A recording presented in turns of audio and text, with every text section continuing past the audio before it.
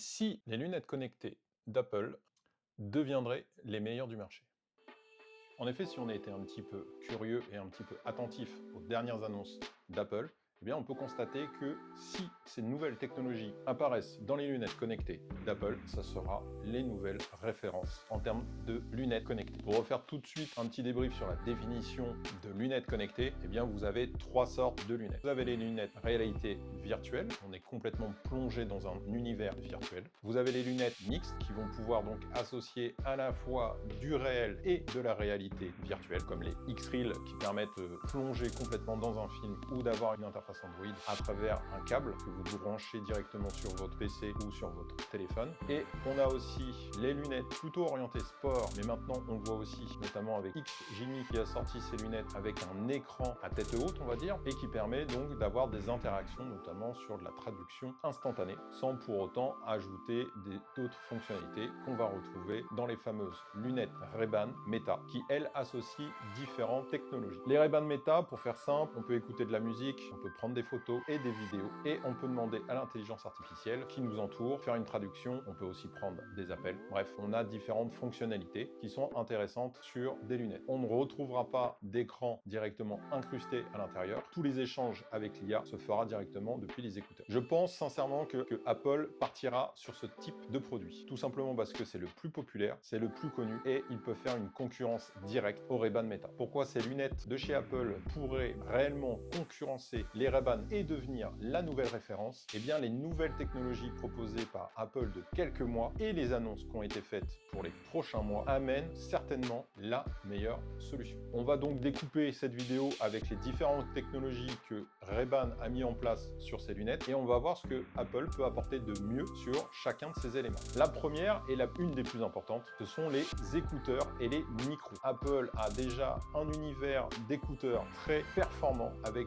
beaucoup de générations d'écouteurs, des AirPods Pro aux AirPods Max, en passant par les AirPods qui ont évolué depuis 4 générations. Dans le marché, ce sont quasiment les meilleurs écouteurs, que ce soit en réduction de bruit ou en qualité sonore, que ce soit pour les AirPods Pro ou les AirPods. Je ne parle pas des AirPods Max, parce que là on est sur une autre gamme, et que je pense que la technologie des AirPods Pro ou des AirPods, principalement même des AirPods, sera utilisée dans ces nouvelles lunettes. La qualité sonore, la qualité des micros, la qualité de la réduction de bruit active proposée par les AirPods 4 peuvent se retrouver très facilement à l'intérieur des branches de ces lunettes connectées. Je pense là déjà qu'ils seront forcément meilleurs que ce que propose Ray-Ban. Autre technologie qui est très utilisée par les Ray-Ban Meta et qui en fait un atout, c'est son appareil photo, donc son capteur photo. Il arrive à faire des vidéos 3K. Apple a les atouts pour faire quelque chose de bien meilleur. Sur les iPhone 17, la caméra selfie embarque un capteur carré. C'est une nouvelle technologie, c'est une évolution importante pour une caméra de selfie, puisque vous avez la possibilité de filmer soit en 16/9,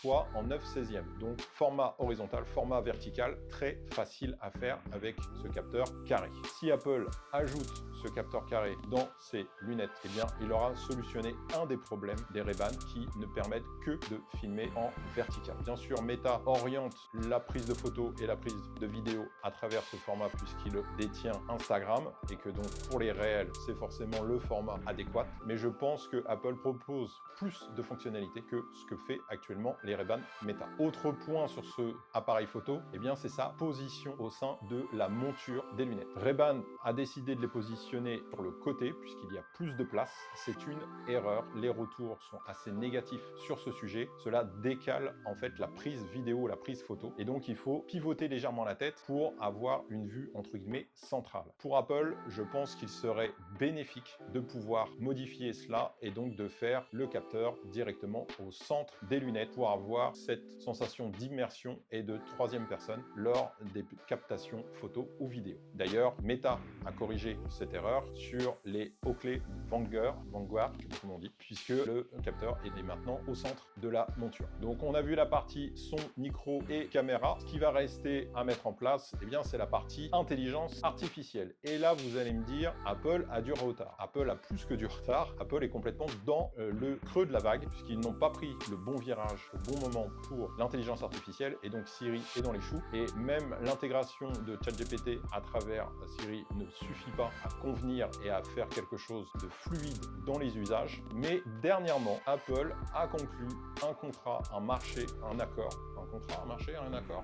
Qu'est-ce qu'on dit? Apple a conclu un partenariat avec Google pour utiliser Google Gemini. Ce qui va se passer concrètement, c'est que la conception, le fonctionnement de Gemini va se retrouver sur les serveurs d'Apple et donc ils vont faire à la sauce Apple pour que ça soit complètement intégré au système iOS, Apple OS, WatchOS, bref, tout l'écosystème Apple. Et donc, quand vous demanderez à Siri quelque chose, eh bien en fait, ce sera Gemini qui tournera derrière et qui vous répondra. Ce partenariat, on entend actuellement que ça serait pour l'iOS 26.4, donc très proche de nous, puisque ça sera dans les prochains mois, avant l'arrivée d'iOS 27, qui sera prévu pour les développeurs à partir de juin 2026. Si cette IA avec Gemini arrive sur l'environnement Apple, eh bien, il y a fort à parier qu'on va les retrouver sur les lunettes connectées d'Apple. Et donc là, on résout le problème de l'intelligence artificielle pour Apple. La traduction en temps réel, les itinéraires, les messages, les prises de photos, identifier ce qu'on voit à travers la caméra, eh bien tout ça, ce sera possible et fluide et surtout